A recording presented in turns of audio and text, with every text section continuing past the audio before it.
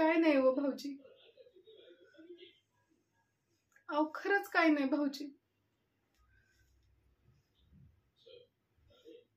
अहो भाऊजी कसं सांगावं तुम्हाला. माझ्या शेतातलं पीक तर तुम्ही बघताच, काहीच आलं नाही.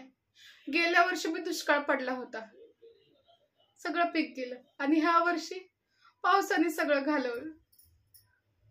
कसं जगावं आता आम्ही, तुम्हीच सांगा आम्हाला. ती लहान लहान लेकरं माझी भुकेन नुसतं तडपडते ती, पण घरात अन्नाचा एक दाणा नाही बघा खायला.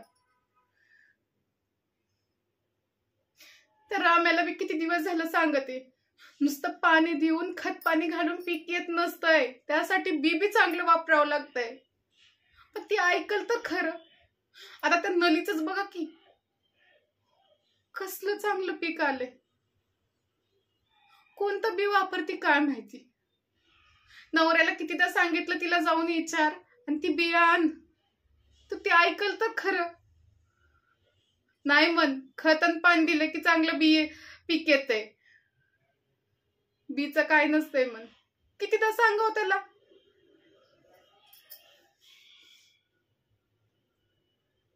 काय सांगताय भाऊजी.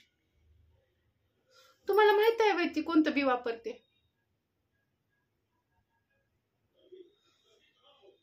तुम्हीच दिलंय व्हय. मग एवढे दिवस आम्हाला का नाही सांगितलं. कोणतं बी आहे, नाव काय. हत्ती छब्बी. पण लय महाग असेल की हो भाऊजी.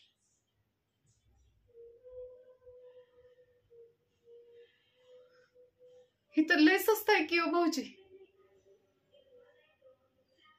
तुमच्याकडे आहे का आता ती, त्यावर.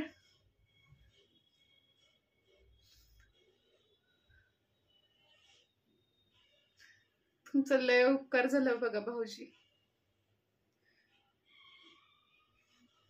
ह्या हत्तीच्या बीनी माझ्या बी शेतातले चांगलं पीक येईल. ह्या डौलदार हत्तीसारखंच बघा